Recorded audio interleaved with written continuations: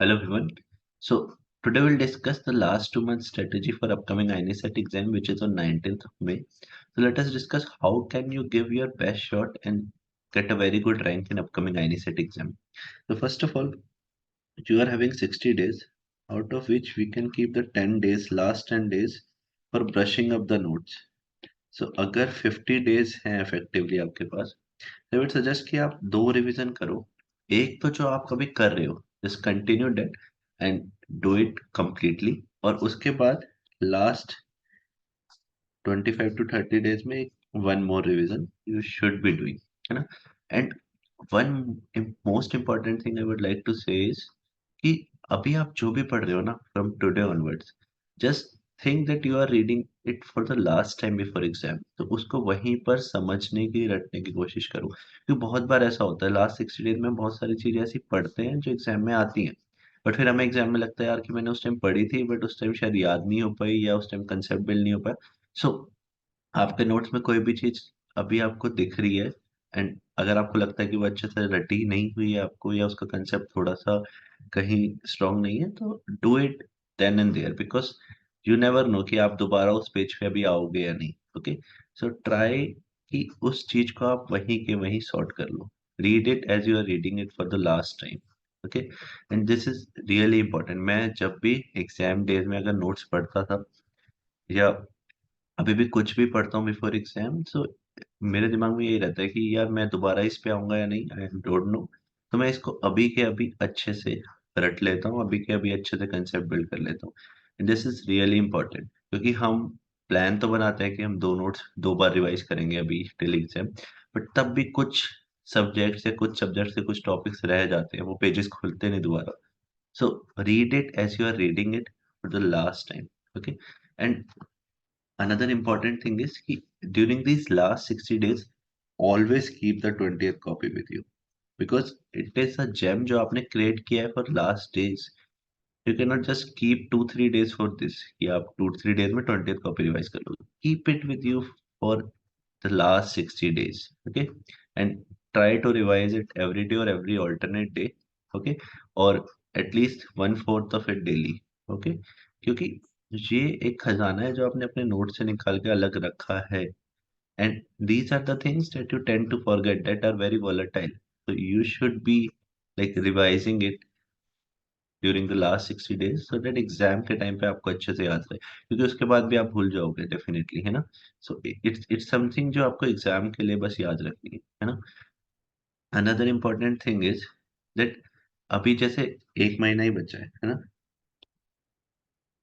जिसमें आप जीटी दे सकते हो, क्योंकि लास्ट एक महीने में आई वुड रिकमेंड कि आप कोई जीटी दो या मैक्स टू मैक्स एक जीटी दो। ओके, सो इस एक महीने में एवरी वीकली जीटी देके you can give GT at least 4 to 5 times, so that आपको ये लास्ट में ऐसा ना लगे कि आपने जीटी प्रैक्टिस नहीं की, क्योंकि GT gives you a lot of confidence about your preparation.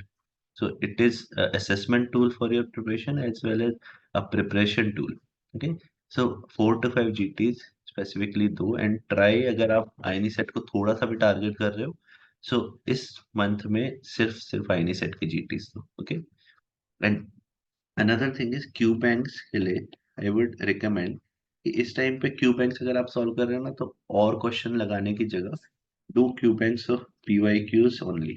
अगर आपको लगता है कि पीवाई क्यूज आपने बहुत बार कर लिए हैं या वो कम पड़ रहे हैं, तो do PY Qs of NEET as well along with INI set. Okay, because PY Qs are important, चाहे वो नीट के हो या आईनी सेट के हो, किसी भी एग्जाम के लिए। ओके, सो अगर आपके पास टाइम ज्यादा है या आपको क्वेश्चन और प्रैक्टिस करना है, तो आईनी सेट के पीवाईक्यूज के साथ साथ नीट के भी कर लो। Okay, but I would recommend कि इस 2 मंथ्स में डू ओनली पीवाईक्यूज ऑफ आईनी सेट।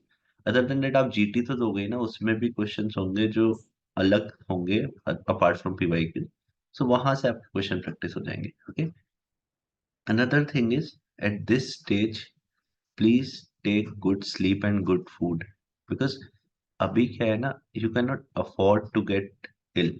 अगर आप थोड़ा सा भी सिक होते, थोड़ा वायरल भी होता है, it will take away your 3-4 days, so don't do that. Take good sleep, take good food, and last के 10 days में आई वुड रियली रिकमेंड कि हम लोग बहुत सारे लोग हम में से ऐसे हैं जो रात को पढ़ते हैं, तो लास्ट 10 डेज में try to like regularise your schedule और रात को जल्दी सो, सुबह जल्दी उठो, so that you can have a good sleep before the exam day.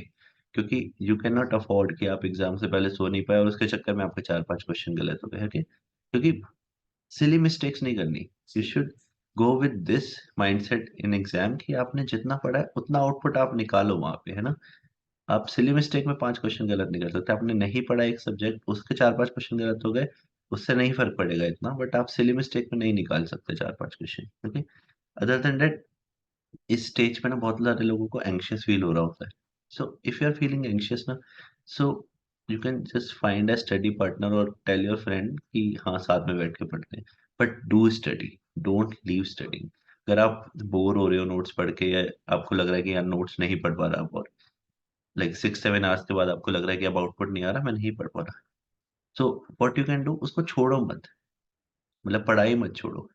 Just sit there with the notes, तो पैसिवली कुछ तो दिमाग में जाएगा और सी अ यूट्यूब वीडियो, उससे कुछ दिमाग में जाएगा और सॉल्व सम क्वेश्चंस या कोई जीटी रिव्यू कर लो या टेल अ फ्रेंड कि let's discuss some topics, but कुछ भी करो but do something related to the study. तो it's should not be like कि आप एंग्ज़ियस फील कर रहे हो, आप पढ़ नहीं पा रहे, यू आर स्ट्रेस्ड और आप फिर बुक बंद करके आ गए, यू आर गोइंग समवेयर और रूम पे आके रेस्ट कर रहे हो। Just take small breaks, but उसके बाद पैसिवली कुछ ना कुछ जाना चाहिए आपके माइंड में, है ना? अगर आप 100% नहीं आउटपुट ले पा रहे तो 60 ले लो, बट ले लो। तो do something, see a YouTube video, solve questions, discuss topic with your friends और keep sitting with the notes, okay? But keep going, 12 to 14 hours बैठे रहो with the things around you, okay?